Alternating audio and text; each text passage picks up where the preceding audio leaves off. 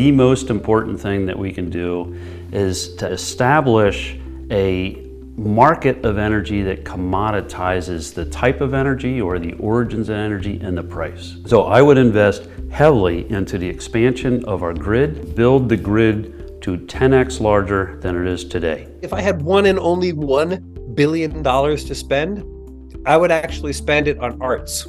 I would spend it on narrative. I would spend it on crafting a positive vision of this world. Put in new transmission lines at higher voltages, extend more lines on the current tower infrastructure, build more tower infrastructures. I like the stories of abundance. We have abundant energy resources on the earth. We have abundant imagination. We have plenty of money. We have plenty of workforce. The strategic public investments that we're making have to be catalytic and unlock even larger private scale investment. Climate tech will be adopted because people want it or policy demands it. People want things that are cleaner, cheaper, make their lives easier. Usually the climate benefits are secondary. The best strategy to reach climate goals is doing more good stuff or stopping the bad stuff. Way over on the doing more good stuff. I do believe we need to bring the hammer down on some of the behavior we don't want. Until somebody builds a sustainable aviation fuel plant, nobody buys it. Both things need to happen.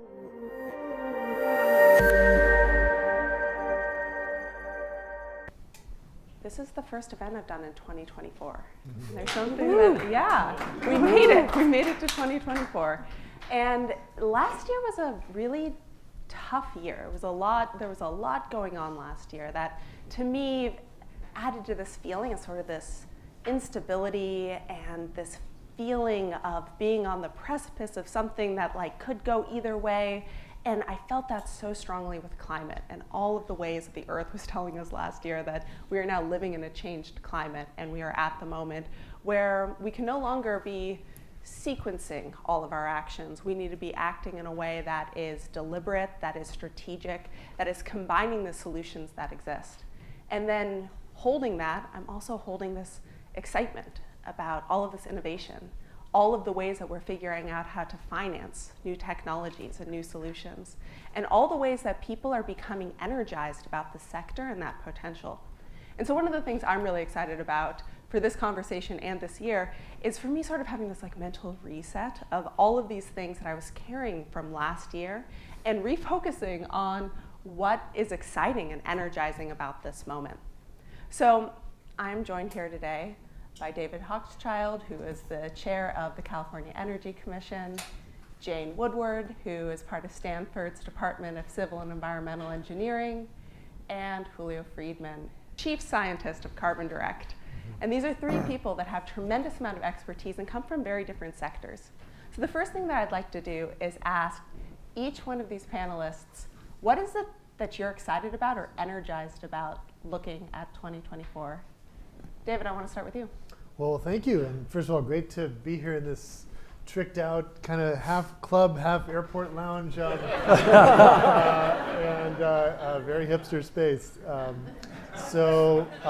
Look, I think we're winning on greening the grid. Alternative energy is the wrong word to use to describe renewables in California today. We're expecting to hit 2/3 of our power and retail sales coming from clean energy sources by the end of the year. And solar and wind are the lowest cost resources for procurement in California.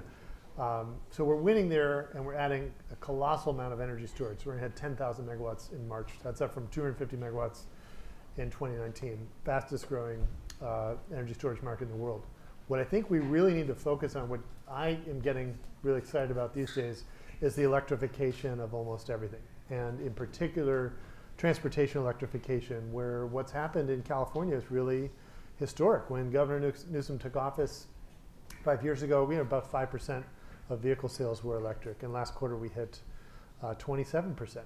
And now the number one best-selling car in the state of California is electric. That's the first state in the country to have that happen. We have more EV charging in California than we have gasoline nozzles. And these are big milestones. And because of what California's done, it's leveraging a lot of progress in other states and other countries. When Governor Newsom set the 100% mandate for zero-emission vehicles by 2035. It got laughed at and mocked, and now it's the law of the land in the EU, and Canada's doing, and other. It's really incredible the sort of platform we have to leverage big change around the world. So I'm excited about that vision, and not just with electric vehicles, but electric heat pumps, and really electrification of everything, and making everything that connects to the grid a good citizen of the grid, because we need, the future we're building is going to run through wires and not pipes, and we need that system to be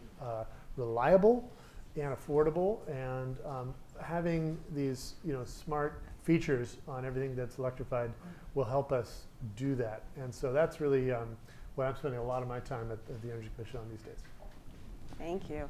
Yeah, it's such like this exciting moment when these ideas turn into policy, turn into implementation of policy. And I think sometimes I know I can forget how the long road to actually implementing is where the real meat in action is. Jane, how about you? What a great opportunity, as David said, as everybody said, to be with all of you. And thank you to Nostera for bringing us all together.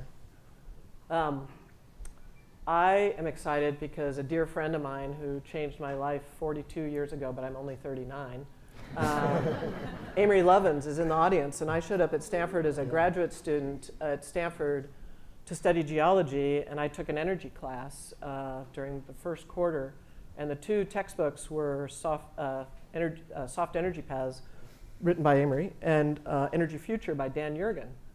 And Amory taught me over 40 years ago the fact that, when you look at a gallon of gasoline, that 1% of the energy content moves your body, 13% moves the weight of the car, and all the rest is lost. And that changed the course of my life, 39 or 42, or who wants to count, right? Years ago, and it turned me, so kind of the joke with my Stanford students is that they stuck a big magnet in me when I was born in Stanford Hospital 39 years ago. And I've been teaching for 32 years, and so part of what really excites me is that when I started teaching, Stanford students were like, what's energy? And today, it's, not only is Stanford really globalized as a student population, but they pretty much, and I think Bianca, I don't know if you're here, but Bianca Patel's here in the crowd, who runs a fabulous program at Stanford called Explore Energy. I mean, Stanford is just exploding with students from all over the world that give me so much hope. And that word hope, I think, is something I want to propagate. And that goes back to Amory, actually, who gave a speech that we'll share with everybody after this. I think he gave it at Olin College, maybe, and then at Cal, and it's called Applied Hope. And we are in an era where Amory gave that speech a long time ago, but we are applying hope. You're playing a gigantic role. Both of you, all of us in this room, in our own way. I've met so many people who weren't involved in climate before, and they're piling in now, and that in and of itself is applied hope. So I want to make sure Julio gets to say something, because I can just keep going, because I'm so excited to be here. So I'm excited about applied hope and the engine at Stanford, and certainly what I see. I'll just add one more thing as a benchmark of time and why I'm hopeful and excited is I teach at Stanford, but my main gig is I'm an investor in the very earliest stage of things, and I look at, people thought I was crazy when I talked them into investing in wind 20 years ago. And I look back, and we helped incubate a quarter of all the wind in the United States. And there's a lot of wind in the United States. And we started doing it. We were like, I hope this happens, but it's happening, right? Same with solar, large scale solar. Same with energy storage. And you see the scale, the scale and speed of change. We need it to keep the momentum that you certainly playing a giant role in guiding. But there is a lot of reason for hope that we're balancing against. Hopefully everybody here gets Axios Generate every day, and if you saw the temperature curve that came out this morning, then you're like tempering your fear and your hope at the same time. I'll stop.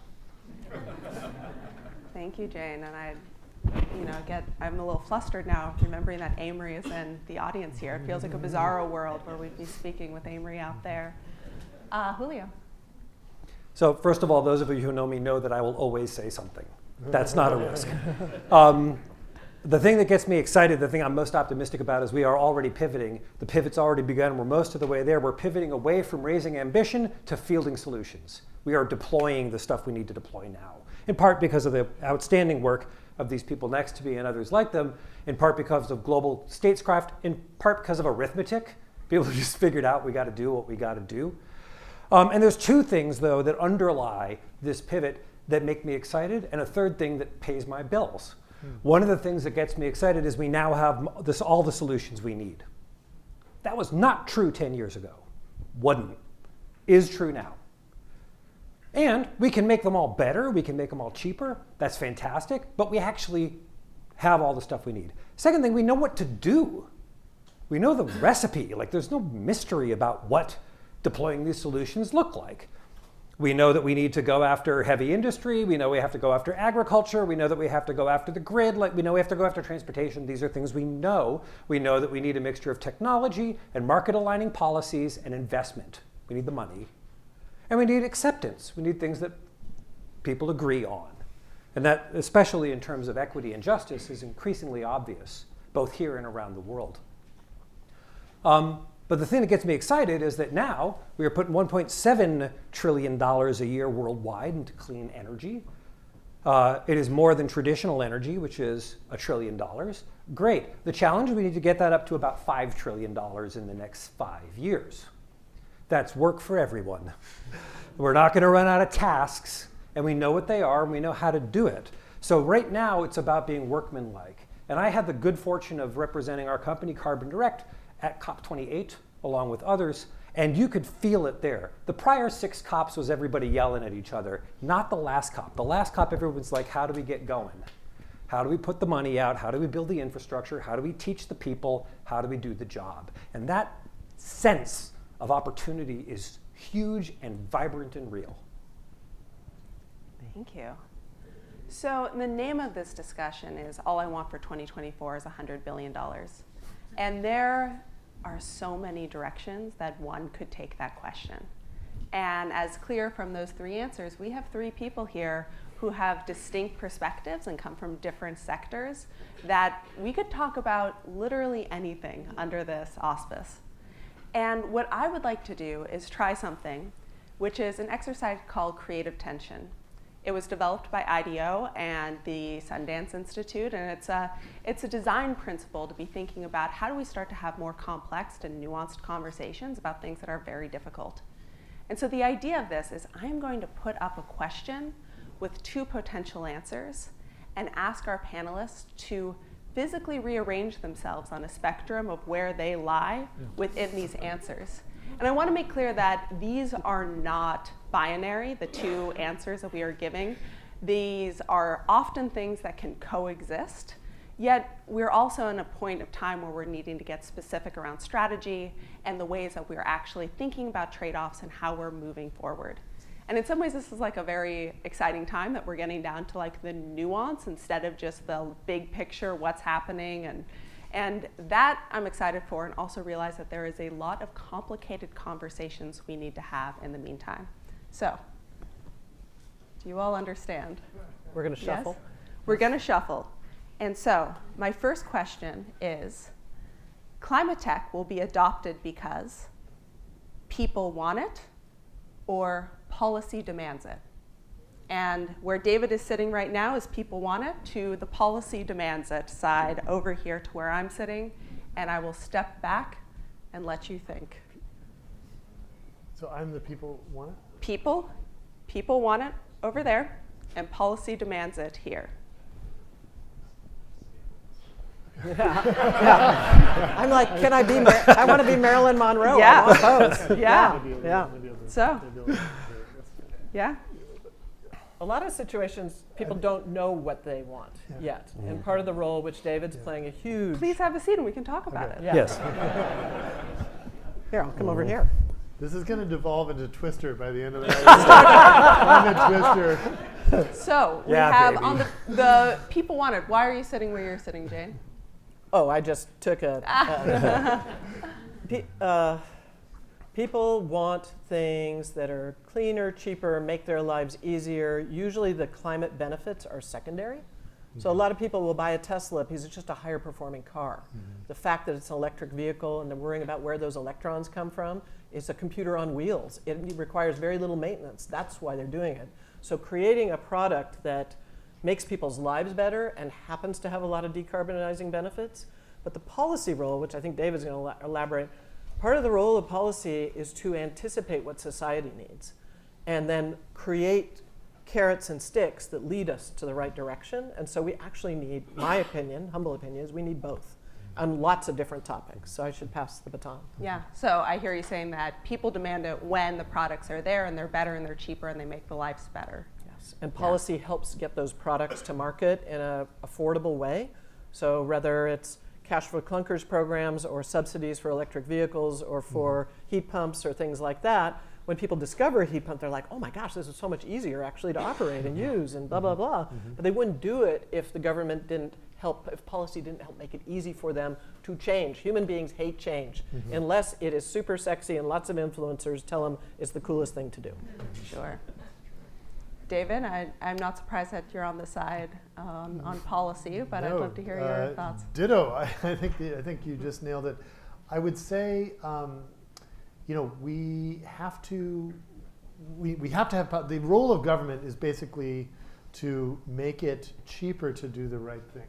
Okay, in climate, that's what we're trying to do with tax credits and rebates and incentives. And we need to also help beyond that, I think, with the narrative. I mean, think about all these technologies like the iPhone, but without the ad campaign early. Like you have a better, if you have an induction cooktop, it's a great experience. If you have a Tesla, it's a great experience. You have a lot of these technologies work better, but they're not socialized yet, and people tend to stick with what's familiar. So getting a new electric, heat pump for your water heaters is not the go-to move because it hasn't been socialized. So with electric cars, we did something. We started the Electric for All campaign. We had an organization. We raised $20 million. We got Schwarzenegger to do a whole ad on that. We need to do that for electric heat pumps as well. We have a lot to kind of go out and win the narrative. And I would say one thing to keep in mind is that there's still a lot of money to be made from the incumbent fossil fuel industry, and they resist, and they do advertise.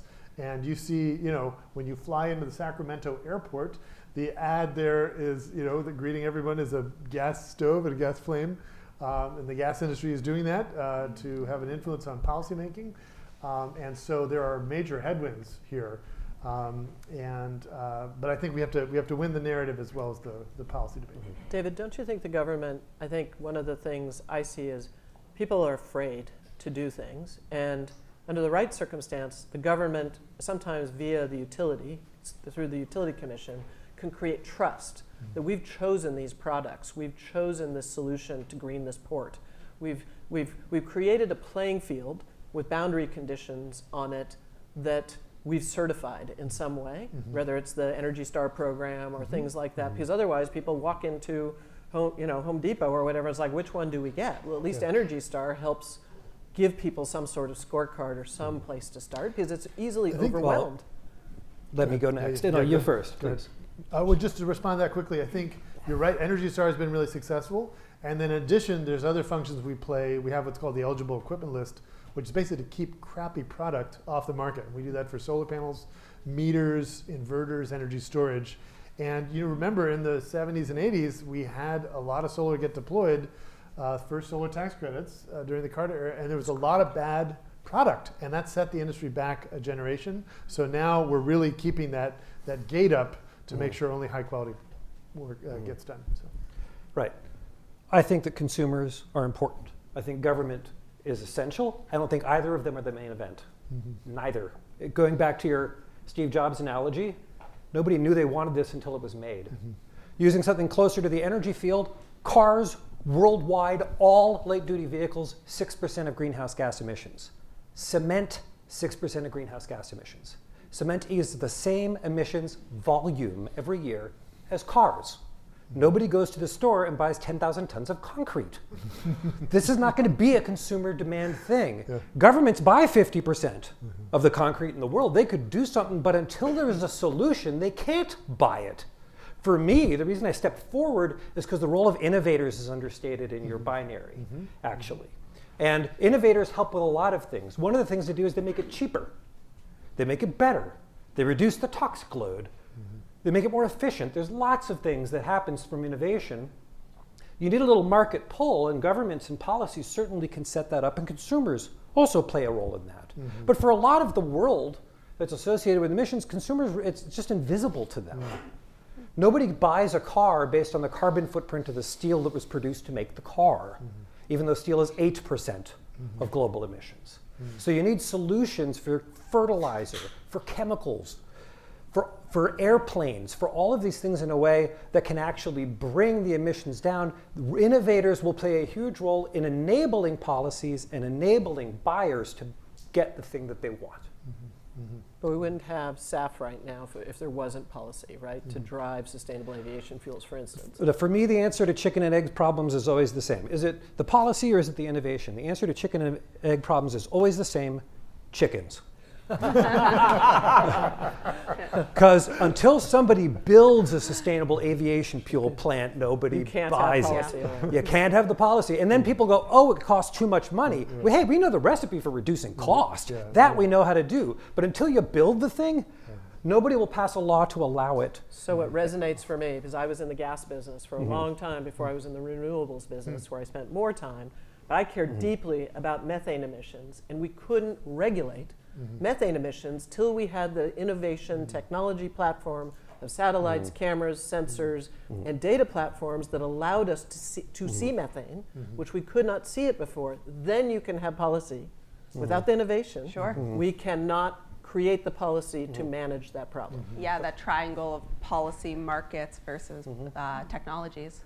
One last thing I want to add before the next tension event which is innovation also gives a role for a lot of people to do a lot of things, right? It allows companies to really lean in. If they're waiting for policy or for the waiting consumer demand, they're passive. If they're innovating, they're active. They can claim market share. They can sell more products.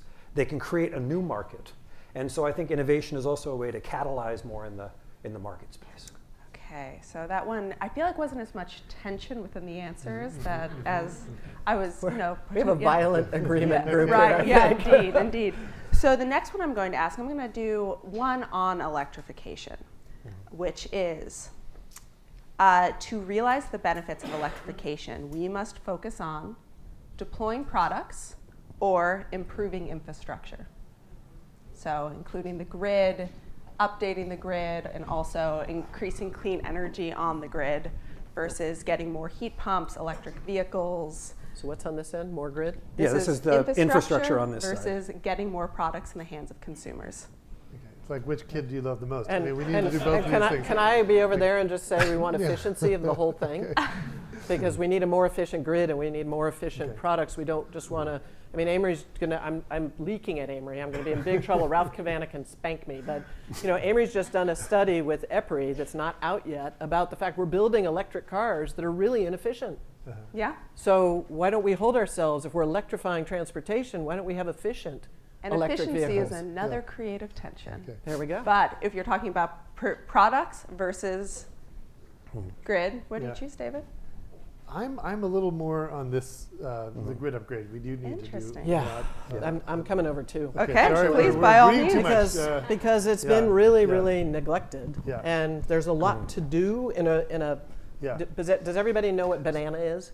Build absolutely nothing anywhere near anything. Yeah. So which is NIMBY on steroids, right? Yeah. And so banana is a really real thing in this world where we want to do all these things. So updating the grid that we have, rather than necessarily trying to figure out how to do new things, is one of the lowest hanging fruits and doesn't trigger all those banana issues because you're improving what you have. Yeah. So in addition to bananas, NIMBY on one end, bananas in the middle, is also NOPE, which is not on planet Earth. And we have a certain amount of that too, especially for things that I'm working in and around. But there was a wonderful study done by Princeton not that long ago, just 2 years ago, Net Zero America. And in it, they basically said, well, what do we need to do by 2050 to get America to net zero? And they had a scenario that was super high efficiency and super high renewables and super high electrification. That required 5x growth of the grid. Now, you can quibble with the priors of that model. I'm sure that Amory would go in there and tinker it apart and say, oh, you don't need 5 times, you just need 2.5 times or whatever. But we can't shame our way into the future we want. We have to build our way into the future we want. We don't have anywhere in the United States a production facility for transformers. How are we going to electrify stuff? We don't have it. When people call us or say like, hey, we want to buy some electrolyzers, we're like, you can call Siemens, they'll send you electrolyzers in 2 years. They could make the electrolyzers in a year, but it'll take them 2 years to get to transformers. Well, and David's dealing with it. Sorry to interrupt you, Julio, but we talked earlier before this started about workforce. We don't have electricians. Being an electrician is not a sexy trade. And it's our workforce in electrifying everything is very aged. The union, which I have a lot of respect for the unions, but there's a whole renaissance of making that an elite, exciting, powerful, important role in America, let alone the rest of the world, to get us where we need to go. So we need the electrolyzers and the manufacturing, but we need the people who are going to, and it's not standard problems. No. And as a pivot to David, actually, in addition to the grid, we need to do ports. California is just the recipient of $1.2 billion from the Department of Energy to build green hydrogen hubs in the state. Yay, a lot of that stuff's going to go into ports. You got to build the ports. You need welders, you need builders, you need architects, you need all these people thinking about this. And then you need bunkering facilities, you need hydrogen storage, you need all of this stuff that we don't have. The infrastructure is the sine qua non. If you don't have the infrastructure, we can't do any of the rest of it, which is why I'm way over here. This is good. By the way, you're the most active moderator I've ever had for a panel. This is great. You guys away. Yeah, exactly. Well, first of all, on ports, some exciting stuff. We're doing offshore wind in California, 25 gigawatts. We do have a chunk of money, 45 million for port upgrades. We're pushing port electrification, and some great stuff has happened. The first electric tugboat in the world got deployed in California and San Diego. First electric cranes. I mean, so there is some good stuff in motion. Just to make it real practical about where we are in California, one of the things that's going on, we're dealing with climate consequences, principally wildfire, at the utility scale, and that is creating real problems. So what's happening in the state right now, we're having to redeploy, the utilities have redeployed a bunch of people who are working on faster interconnection, for example, for storage and EV charging and so on, and are being taken to deal with wildfire and mitigation. And it has slowed down interconnection. So PG&E tracks how quickly and how many on-time service responses they have for EV charging. They're at 5%. So 95% of their service requests for an upgrade to do an EV charger are late, and this is a real problem. So actually, part of the 100 million, actually, we have to do both things. We have to manage to prevent wildfires, and we have to get the climate solutions installed.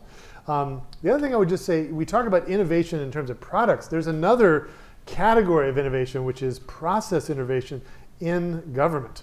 Okay, so for example, we just had a really, I considered a big success story that got no attention, but there is a thing called Solar App, which basically lets you do on one day online permitting for storage and for solar. Okay, in the state, it was taking up to 60 days, right? And you had to go in to fill out the thing. Now, we pushed out $20 million to 300 jurisdictions, and you can do it one day on. We want to expand that to electric heat pumps, EV charging, and electric panel upgrades next. But that's a small success story. We need to do that also for larger projects as well. But there is some progress there. Can I see a show of hands in the room of who would be on the product side for electrification? Excuse me. See a couple. Who's on the infrastructure side? All right. Yeah. Have we thought about reducing consumption? Yeah, that was what that was option C. Well, almost. So efficiency is one thing, conservation is the other, which is not the same thing as efficiency, but also equally important. Yeah. I mean, and efficiency and equity really overlay on each other. And Amory, who I'll keep bringing up, who's in the audience, is teaching a class that starts tomorrow called Extreme Energy Efficiency. And the tool, or the practice, that he and Joel Swisher applied to that is the idea of integrative design, which is how do you look at a problem and start back with beginner's mind and actually make the problem bigger. So I had the privilege of introducing J.B. Straubel to Amory back when I think J.B. was 19. And they both think, they don't even have to talk to each other. They think the same way, right? Which is let's reinvent the whole system, and then you get these factor 10 benefits that come with that. But it's tricky because you have to really stand back and look at the situation and say, how do we deliver more services to more people more equitably and more elegantly, taking into account the whole life cycle of what's involved. I mean, JB sat in the front row of my class when he was 19, and he was talking about recycling then as part of an electric vehicle, and he had to, Tesla was ambitious enough that Redwood had to happen to be able to focus on the second life aspect of things. So this whole system approach that sometimes does cause me to short circuit a little bit when we say this or this, because it is looking, we need to think about the consumer, we need to think about the grid, and we need to think about kind of the efficacy, and another really important word in this electric world we're going to is reliability. And so you can upgrade, but still, what does that really mean? Is that just capacity, or will we really have the electricity we need that's 24/7, green electricity? Some of the folks in the audience know that I'm on the board of Fervo, which is a really exciting company that's now at Series D, and it's one of the few companies that's in this world of delivering 24/7 renewable power. How do we do that? That's like a whole new chapter now in renewables. The one thing I would add to your question, it's helpful to think about this not just through the prism of the richest state in the United States. It's helpful to think about this through the prism of the whole rest of the world. I spent some time in Kenya. You can't ask them to do with less. That's nonsense. Quite the opposite. They in fact have an 85% clean grid already. They have no industrialization, so they have no exports, which means the people can't afford to buy electricity. So they can't build out the electricity because there's no demand. Could you ask them to be more efficient? I think that's kind of grotesque. So I say this because, not because you're wrong, but because that question is germane in certain contexts and certain questions, and we just need to be mindful of that. I've had to be very humble in my travels around the world with how little I know about the way that other cultures really operate, other economies operate, what market structures look like there, what the built environment is made of. Almost every building in Kenya is made out of concrete. Like, you just can't tell them to use less easily, or else they don't build things. So it just becomes, it's just a point on an otherwise outstanding question. Yeah, and I'd like to move to the next one. We're going to get to questions in just a moment here. But I would like to know, in climate tech deployment must focus on speed of deployment or access, and including all people within the conversation. And I'm not going to ask you to get up and actually move. I don't think we have enough of a spectrum to really do this justice. But I would love to hear your thoughts on that tension. If I can go first this time, an important dimension to access, I think, is one of scale, which is not quite the same thing as access to me.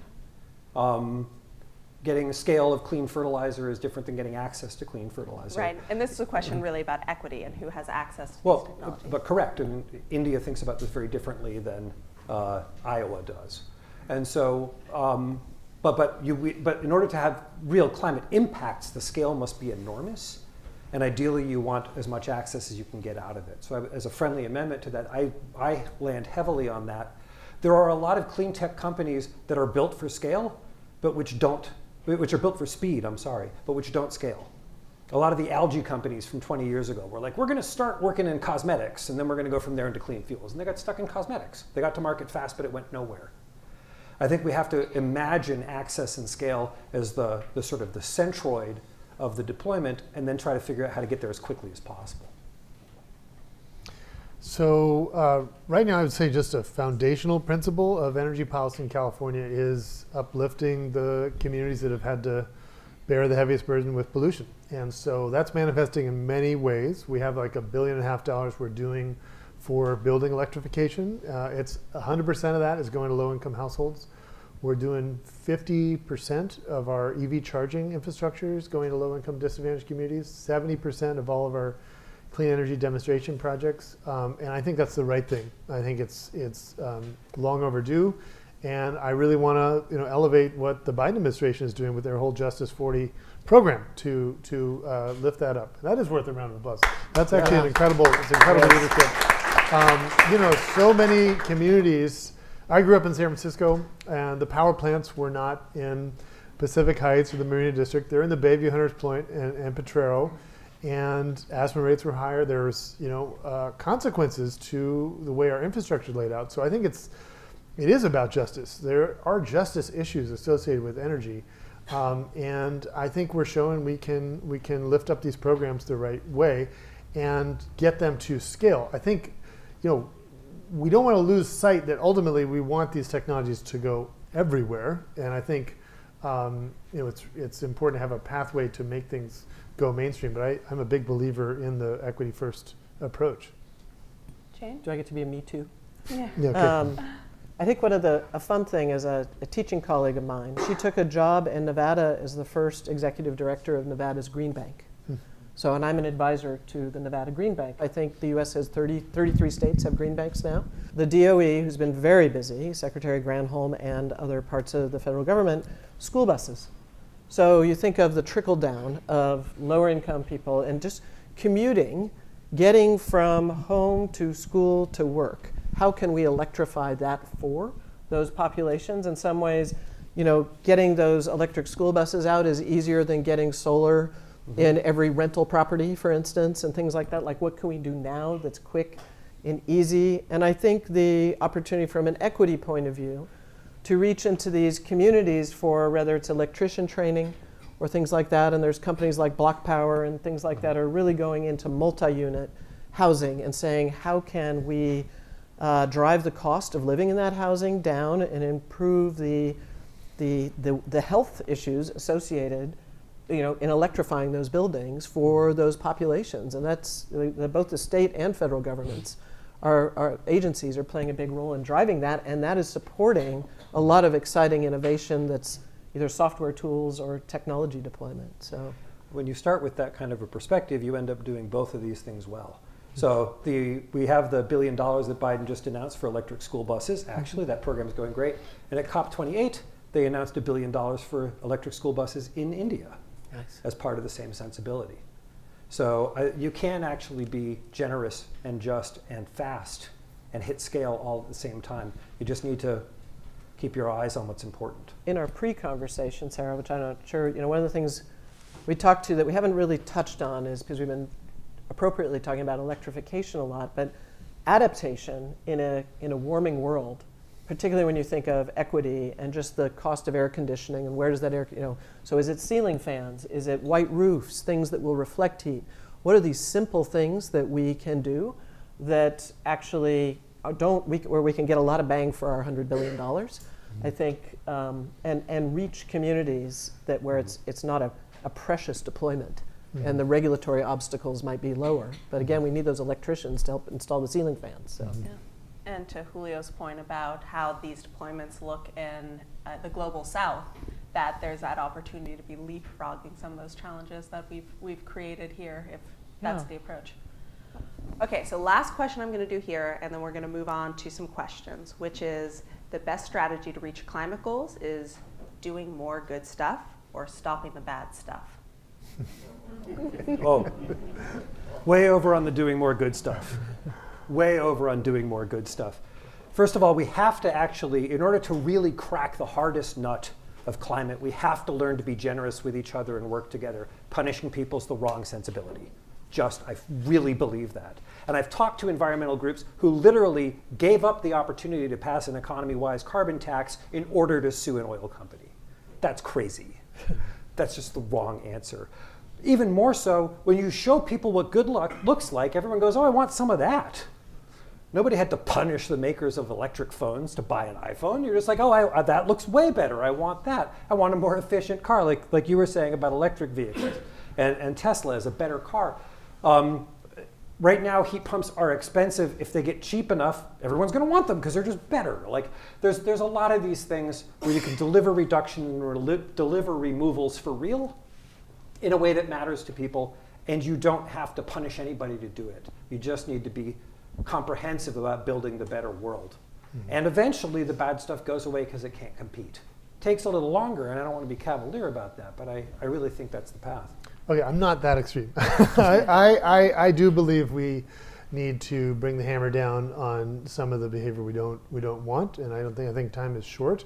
But I think many of your questions, I mean, both things need to happen. It's really not binary, and I would say one thing that I love about our state, we do have very powerful codes. So you mentioned like roofing, right? So 10 years ago, we put in a little bit longer than that, this cool roof mandate, right? We're getting 310 million square feet of cool roof built every year, high reflectivity. It's it's a little bit more costly to do that, but not much, and it's creating a ton of benefits, and it's just quietly there, but it's only there because of code, right? What the default for most companies operating in most businesses is not innovation. It's actually to keep doing what works, particularly if it's profitable. Why change, right? So I think there is a role to steer the development of products the right way, and sometimes that takes some regulatory direction for that to manifest. There are things that I think are particularly urgent, particularly in low-income communities that are having to deal with a lot of polluting projects, some which you have to force out. And I would say I've visited a fracking site in Texas a couple years back, and it was horrific. It was in Flower Mound outside of Dallas, and it was there were fumes, and we met with families who had health problems, couldn't drink their water, the gas company was bringing them water. I mean, there's stuff that just should not be happening in America when we have better ways to deliver energy to people that don't pollute. But when that's highly profitable, it's very unlikely to change without some regulatory direction, or unlikely to change in a short time frame, which is what I think we should be aiming for.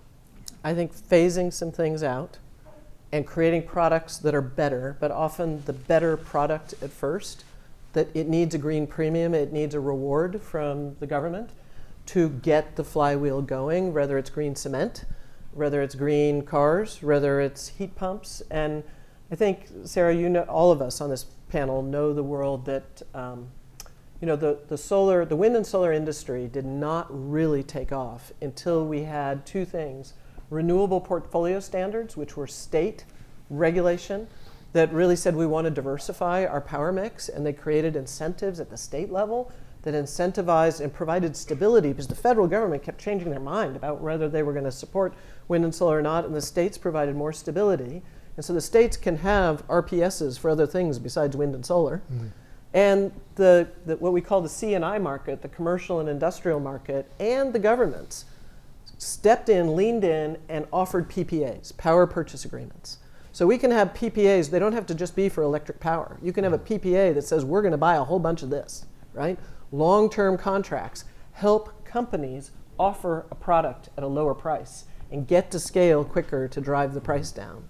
And so we have all these tools, but I do think they're developing good stuff that people want, but figuring out the government has a role, I think, to get out the clunkers out of the system and to incentivize the kickers, the things that are going to decarbonize and move things along.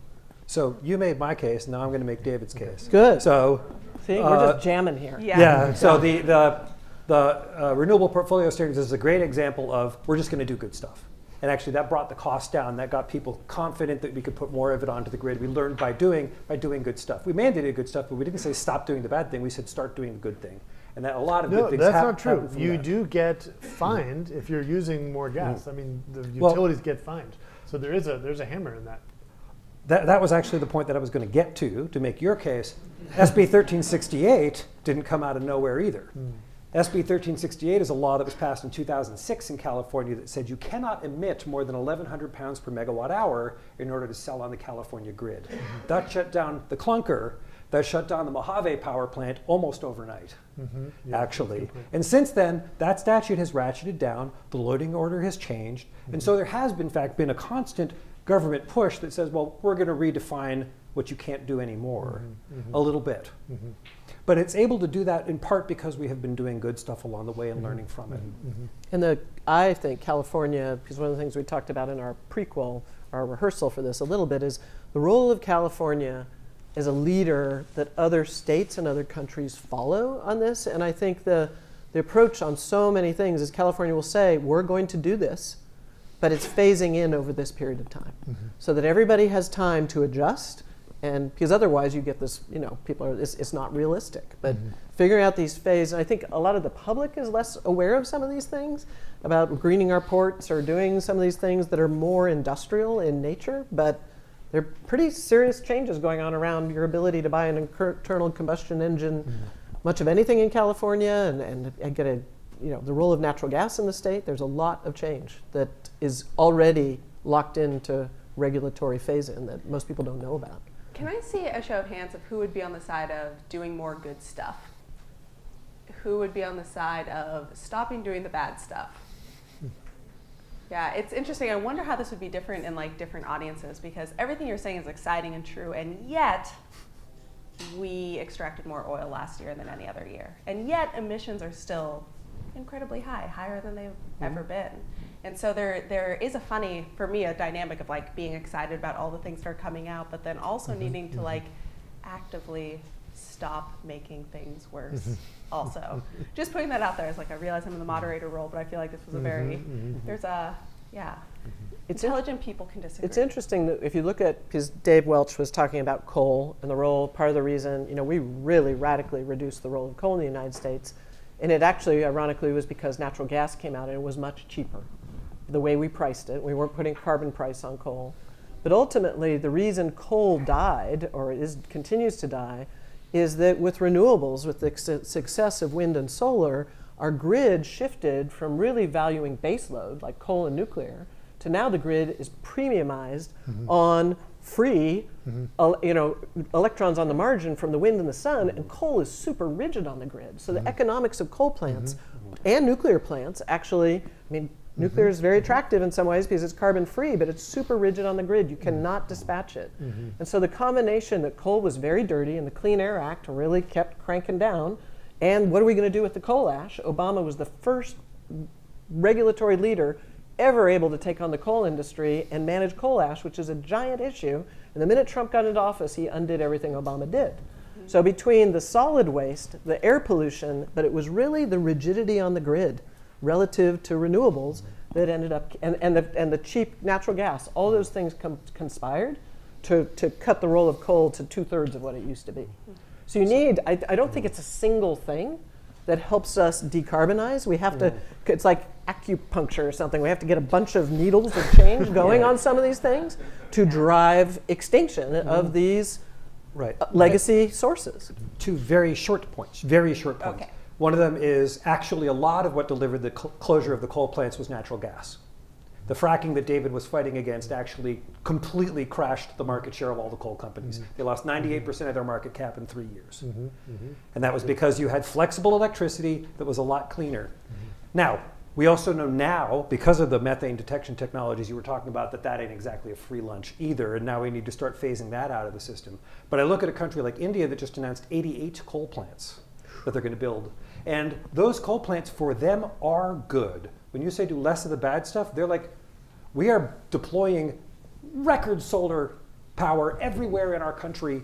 And if we tripled that electric rollout of solar, we would still need more coal to keep the lights on, because electricity is good for people. And we want the electricity however we get it. So we got to be humble about what good and bad look like on a global stage, because actually if we could sell natural gas to India, that would be an unvarnished positive now if we can avoid the methane leakage. So I'd like to take a few questions, starting out with Dave.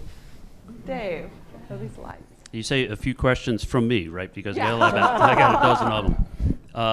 So I'm gonna first off, this is awesome. This is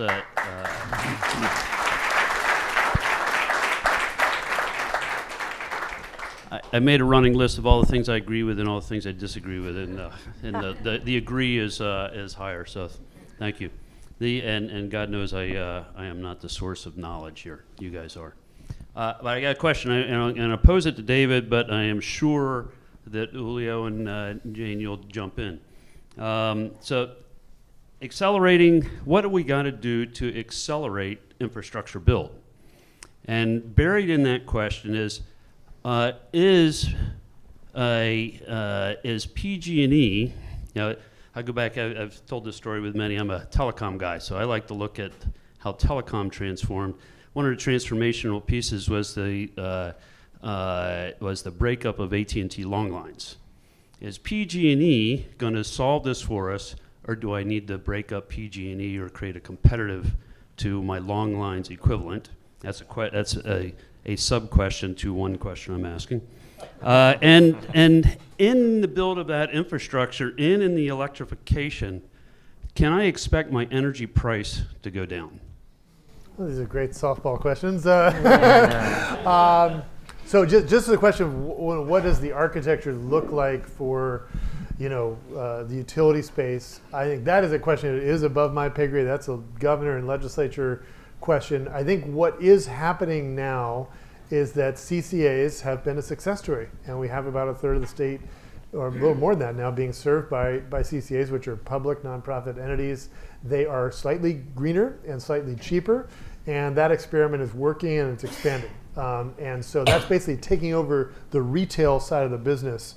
And there is a vision I can see where that expands the entire state, and you really have the investor-owned utilities, if they remain as such, just being pipes and wires companies and not dealing with the customer. Can you explain what a CCA is for someone? CCA is a community choice aggregator, and they do basically the procurement of the power. They do the customer interface.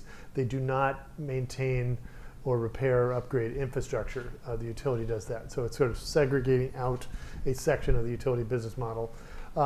There is obviously a robust push for full public power as well. That's a debate that the legislature and the governor will be having. But right now, I think the momentum is for expanded CCAs. To your question of infrastructure. So first of all, thank you for the $100 billion speaking fee. It's the best I've gotten.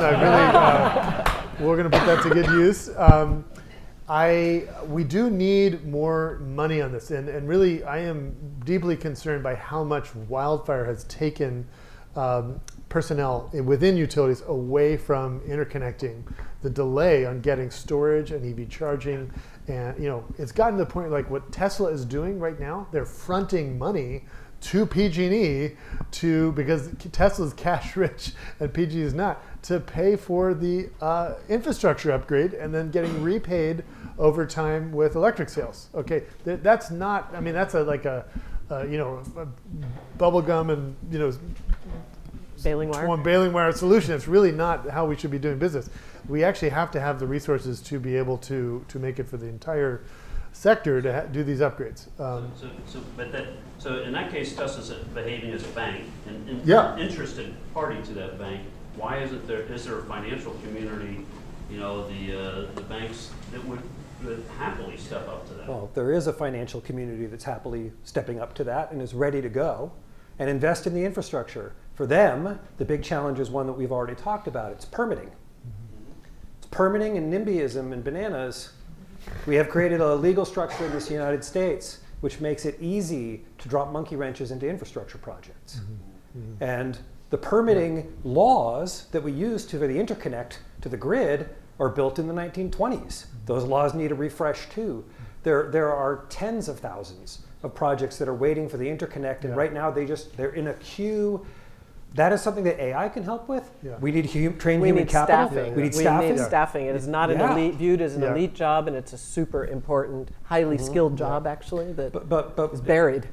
And at the end of the day, we also need communities to say yes. Yeah. And unless we're going to nationalize all this stuff, which I'm not exactly a fan of, we need to get more communities to agree, and that's chuffed because, as we talked about earlier, a whole bunch of these communities have already borne an unjust burden, have already had to deal far more than the fair share of their concerns. Environmental laws are not applied equally, and so that has to be dealt with while we figure out how to get the. But that goes to education, which is the literacy of communities and Americans in general. You don't go to Netflix or Hulu to learn about climate or decarbonization or permitting or where does my energy come from. Nobody knows. And so how do you go to the high schools and the churches and and really do community-based development and help them understand where they are, what they could have, and it's a slow, long trust-building process. So transparency, measurement, certification, and trust are all things that help people understand how to move from here to there. And a lot of what we see in the climate tech space actually is building tools that are kind of rational marketplaces to help people understand where am I and where do I need to go and how do we get there. It is a workforce issue of being in communities and talking and listening. So just to close out, I would say I really agree with Joel's point, and we have a massive backlog. Of the period we're in, I would say we actually don't need new landmark goals. It's just implement what we have. I want to just close out by responding to your last question about rates. This is really important. We do not want to have a situation where electric rates get to the point where it's more expensive to drive an electric car than a gas vehicle. That's a major problem. The answer to high rates is actually high load growth, okay? High load growth. Higher capacity factor. Yeah, so basically what we want, so 2 electric vehicles are equivalent to a house in terms of annual energy demand. And what you're doing when we electrify transportation, electrify heating and so on, is you're taking money that was going into the fossil fuel industry and you're putting into the electric system. And because 2/3 of the system cost in the electric system are fixed, okay, you're just spreading those fixed costs over more kilowatt hours, and it applies the downward force. And it is actually a really important feature that as we electrify everything, it does help drive electric costs down. We have a problem right now in that fire liability costs, get put on electric rates. So climate change is making it harder to fight climate change, right? That's what's happening. Yeah, I want to move. I want to get we're already past time, and I'm sorry that this was such a great conversation. I must be out of practice after the long holidays for keeping people on time. But I would love to just hear the questions that are out there. We're about to break and go to some socializing, and I would love to know what's on all of your minds. Do we have a mic that's going around right now? Yes, ma'am. Great. Can we, let's start right there. And we're just going to go through the questions to have an idea. Go ahead. A tough question you don't have to answer, but is it too late? I promise, Dave, it's a attentive, positive question in the sense of how would you prioritize things if it's too late? Like David says, maybe we have to fight climate change with the punishments. So the punishments are already there from the climate. Maybe we need to do more good things, like what you say. If it's too late, maybe we need to fix the existing infrastructure rather than products. Maybe we need to work with PG&E. We don't have the time to change PG&E. So is it too late? It's just a question I'm asking from the point of view today. Yeah, and we can go right there. Yeah. We've got one right over here. Go ahead. I just had a question. I haven't heard national security. Ooh, good one. And then over there. In 24 states across the country, we can leapfrog the state government and just pass laws ourselves through direct democracy. If you could pass a law in all 24 states in the 2024 election, a single bold policy in 24 states, what would it be? Those are good questions. That's a Any great other question. over there? Good. And over here. Hi, I'm Ron. Thanks so much for a great panel. This is an issue that I don't usually think about that much, but I think it was sort of missing from the conversation. We have so much great policy that's incentivizing California leading the way. But if you think about how that policy is being distributed in an economic justice way, we're spending, there's a lot of subsidies for Teslas and for electrifying homes. And part of the cost of that is borne by taxpayers, and another part is now in these new PG&E rates. So, the benefits to drive this change is going to people who already have economic means, and then it's being paid for in a lot of cases by people who don't. And I just want to know how you think about that, if I have that wrong, if that's a justice issue that you think about. Yeah, one more question there. Hi, I just want to get your opinion on the LNG. Even though it seems like very aggressive for US on the renewable energy, but US is exporting more and more LNG right now. It's a little bit, that doesn't make any sense, right? So I'm just want to get the idea from you. From you. Well, these sound like great icebreakers for our networking and socializing. I believe we have the space for about another half hour. Do I have that right? Yep. Can we have like 30-second closing statements? And we will do 30-second closing statements, and then starting with Julio. I'm sorry if I stole your thunder. I really am. He's going to answer all the questions in 30 seconds. Yeah. No, I'm going to answer only one question. It's not too late. It's not too late. When I started by saying we have the technology we need, that includes technology and processes that pull CO2 out of the air and oceans. I started working on it in 2010, because if you did the arithmetic in 2010, you'd know we need it. That, for the record, will be the biggest market opportunity of human history. So that's one of the things that we do at Carbon Direct. Happy to talk to you more about that. And on top of all the rest of the things we need to do. Yeah. Well said. So I think getting to a 100% clean energy future is not just possible. I think it's inevitable. And the question for us is whether we can do it in a time that's fast enough to make an impact on climate. I believe we can. I believe it's possible to do that. One technology we didn't talk a lot about tonight, but I am really excited about it, and I think it's part of the reason why we can build a future beyond fossil fuels, is offshore wind. There's enough capacity in just fixed bottom offshore wind globally to meet 100% of today's electric demand. And when you go to floating, which is what we're doing here in California, you can do 10x what today's global electric demand is. And that technology, one rotation of the turbine powers 2 houses for a day, okay? When I started working on this 7 years ago, the largest offshore wind turbine in the world was 6 megawatts. Now they're making a 22 megawatt turbine. So I mean, there's a ton of innovation there, and it just feeds into all the other clean energy technologies in the possible future we can create here. That's a great handoff that Peggy Brannigan, sitting in the front row here, who's one of my business school classmates who led sustainability at LinkedIn until about 3 weeks ago. Adam Stern, who leads California offshore wind 501c6. He has 50 companies at least who are all trying to do offshore wind in California. So please meet Adam, please meet Peggy. I think what a privilege to be with everyone here. And energy literacy and climate literacy, it's really hard to understand all this. It's very, very complex. And I think it's going to get posted on the website, but I'm delighted after delivering this class and continue to with a teaching team. We delivered a class at Stanford called Understand Energy. And we basically created something we call the Understand Energy Learning Hub.